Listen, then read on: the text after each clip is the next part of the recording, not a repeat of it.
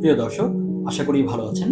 আজকে আমরা আলোচনা করব একটি জাতির উত্থান, সংগ্রাম এবং বর্তমান বাস্তবতা নিয়ে। এটি ইসরায়েলের গল্প, একটি দেশ যার প্রতিষ্ঠা হয়েছিল এক অনন্য ইতিহাসের ভিত্তিতে। 1948 সালের 14 মে দ্বিতীয় বিশ্বযুদ্ধের পর পৃথিবী দেখল এক নতুন রাষ্ট্রের অভ্যুদয়, ইসরায়েল। তবে এই গল্পের শুরু আরো বহু বছর আগে থেকেই হয়েছিল, যখন ইহুদিরা হাজার বছর ধরে নিজেদের একটি স্বাধীন রাষ্ট্রের স্বপ্ন দেখে আসছে। 1917 সালে ব্রিটিশ সরকারের ঘোষণা করা বেলফোর ডিক্লারেশন ছিল একটি গুরুত্বপূর্ণ মত। এতে বলা হয়, ফিলিস্তিনি ভূখণ্ডে ইহুদিদের জন্য একটি স্বতন্ত্র রাষ্ট্র গঠনের সম্ভাবনা রয়েছে। এরপর 1947 সালে জাতিসংঘের একটি প্রস্তাবনায় ফিলিস্তিনকে দুটি ভাগে বিভক্ত করার সিদ্ধান্ত নেওয়া হয়। এর মাধ্যমে একটি ইহুদি রাষ্ট্র এবং একটি আরব রাষ্ট্র গঠিত হয়। কিন্তু এই বিভাজনকে মেনে নিতে পারেনি আরব দেশগুলো। 1948 সালের ইসরায়েল রাষ্ট্র ঘোষণার সঙ্গে সঙ্গেই আরব দেশগুলোর সাথে তার প্রথম যুদ্ধ শুরু হয়, যা প্রথম আরব ইসরায়েল যুদ্ধ নামে পরিচিত। 1956 সালের সুয়েজ সংকট, 1967 সালের 6 দিনের যুদ্ধ, সেখানে ইসরায়েল জেরুজালেম, পশ্চিম তীর, গাজা উপত্যকা, সিনাই উপদ্বীপ এবং গোলান মালভূমি দখল করে।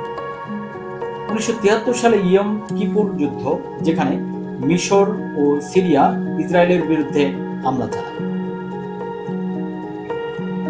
1973 সালে ইয়ম কিপুর যুদ্ধ, যেখানে মিশর ও সিরিয়া ইসরায়েলের বিরুদ্ধে হামলা চালায়। এই যুদ্ধগুলোতে ইসরায়েল তার সামরিক শক্তি প্রমাণ করে এবং মধ্যপ্রাচ্যের নিজেদের অবস্থান আরও শক্তিশালী করে। প্রযুক্তি ও অর্থনৈতিক উন্নতি ইসরায়েলের এক অনন্য ঐতিহাসিক হাতিয়ার। আজকের ইসরায়েল শুধু সামরিক শক্তিতেই নয়, প্রযুক্তি ও অর্থনীতির ক্ষেত্রে শীর্ষস্থান। সিলিকন ওয়াদি নামে পরিচিত, যা বিশ্বের অন্যতম প্রযুক্তিগত হাব। বিশ্ববিখ্যাত কোম্পানিগুলো যেমন গুগল, ইন্টেল, মাইক্রোসফট এবং অ্যাপল এখানে গবেষণা ও উন্নয়ন কেন্দ্র স্থাপন করেছে। কৃষি ও পানি ব্যবস্থাপনায় ইসরায়েল বিশ্বের পথিকৃৎ।